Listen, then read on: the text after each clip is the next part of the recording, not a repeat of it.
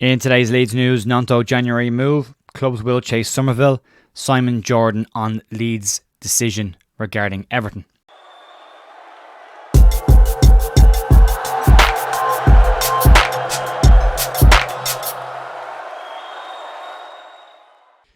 Morning folks, Jay here on the 1st of November, and silly season has officially started in terms of rumours. We're back into it already. As soon as November pops through, its little head around the corner. Here we are. It is Wednesday, so the one a week. If you like the channel, if you want to help support me and help this channel to grow, you can do so by subscribing to the channel, liking the videos and sharing them around. We are 11 or 1200 short of 20,000 subscribers, which is nuts. So massive thank you as always for everyone who supports the channel, and you can help us grow by doing that. Also, I am growing a beard for Movember, so if you want to support that, you can. Details will be down in the description as well. This will be gone hopefully pretty soon. And let's crack on and get into the news. Oh, real quick reminder, there will be a match preview tomorrow night after the news. So the news video will go tomorrow, then there's the match preview. We're not going to cover the press conference in today's video because it's happening later on, but we'll just get this out and keep it short. So let's talk about Willie Gnonto, and this was always likely to pop its head back up again coming into January. Talks about a move away from Leeds and rumours around where Willie Gnonto's next move will be. According to Team Talk, so usual, disclaimer on this, big pinch of salt, they are claiming that sources close to Willie Gnonto believe the player will likely look for a move away from Leeds again this January. This is only a rumour, and it is from Team Talk, so I wouldn't react too spectacularly to this. They haven't got a great track record, Team Talk, and they're a little bit hit and miss. Gnonto had been reintegrated into Leeds United squad after trying to force a move away from Leeds in the summer and refusing to play in a couple of games, looking for a move to Everton at that time. Now Team Talk claim that those close to Gnonto believe that an Elland Road exit will be possible for the player when the window reopens in January. The clubs that are rumoured to be interested in Gnonto are Everton, Roma and Lazio are all having a little look. Now there are some caveats, I suppose, to these three clubs if you think about it. If you look at Everton, they currently have their own financial set of problems. They're going through a takeover that's not going particularly smoothly just yet, isn't gone fully through, and will probably be dependent on the result of the financial fair play hearing, which we'll get to in a bit. So they're looking at a potential 12-point deduction, which will put them bottom of the league. Will Willie Gnonto want to go into the second half of the season in a relegation fight again and potentially look at this scenario again in the summer?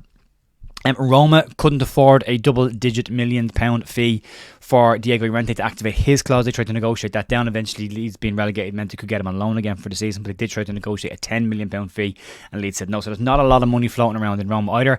And also, Lazio are probably the only club that could afford it, but whether they're actually interested or not is remains to be seen. Leeds did reject bids of up to 20 million for Gnonto during the summer, and the belief is that Leeds' valuation of Gnonto is in excess of £25 million. Situation for Gnonto right now is he's really struggled to integrate himself back in since his injury. He's had a couple of minutes he hasn't looked himself. He is still vanishing down the tunnel straight after games and not doing the lap of the pitch with the rest of the fans, and that's okay. That's his prerogative, and he can do that if he wants to. If he doesn't feel comfortable, there's no issue there.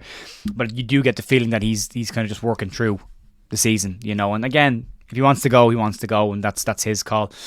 This is a massive rumour. It is from Team Talk, and I wouldn't react too heavily to this. My initial reaction to this was, it's Team Talk. Here we go again. I roll, move on, But they have got the odd thing right, so it's worth covering it. So make up your own minds. Let me know what you think in the comments. I'd love to know.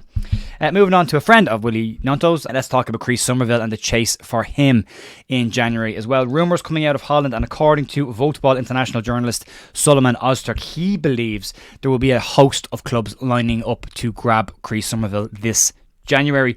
The Dutch journalist claims that several Premier League clubs are very, very interested in Somerville and will make a move for the player come January.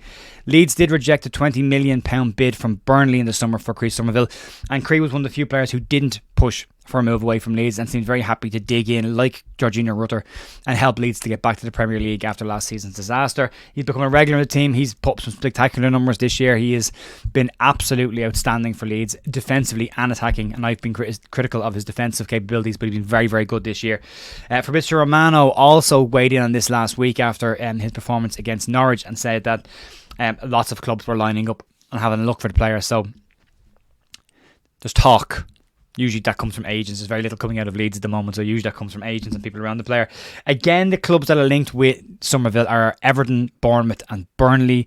Again, Bournemouth in the bottom three. Everton could be in the bottom three if they get their points deduction. And Burnley, Leeds have already rejected a bid for, and they don't have huge pockets of money either. So if they're going to bid for him, it'll be over 20 million. Leeds only paid 1.5 million for Summerville when they signed him. So whatever Leeds do get in, if they decide to sell, they won't. But if they do decide to sell, you're looking at huge profit from a financial fair play or a profit and sustainability standpoint.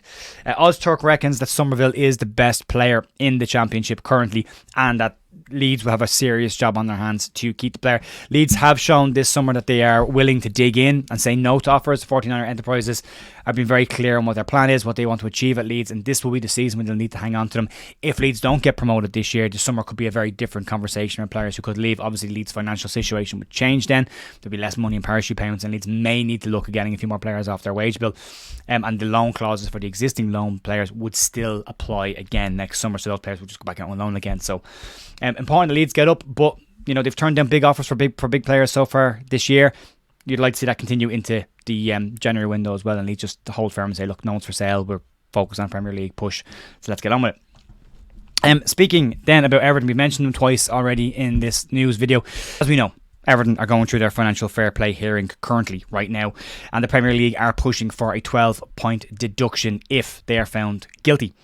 Now, Leeds, Leicester and Burnley have all threatened to sue Everton for loss of earnings, essentially, and they're looking at £100 million each, so £300 million total lawsuit against Everton, should Everton be found guilty, and only if Everton are found guilty.